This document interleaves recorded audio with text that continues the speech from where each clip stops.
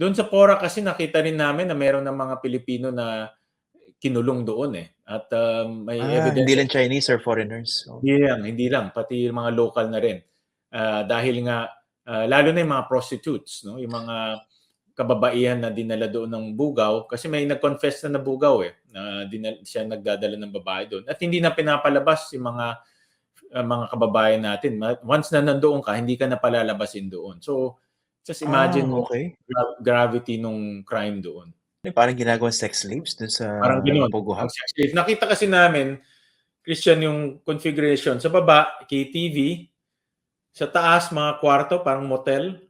Tapos sa taas niya yung tulugan ng mga babae. Ang laki. Siguro, ina-estimate namin mga 60 plus na kama eh. So, siguro 60 plus na babae kaya doon. No? At may bugaw na nag-confess na siya yung nagdadala ng babae.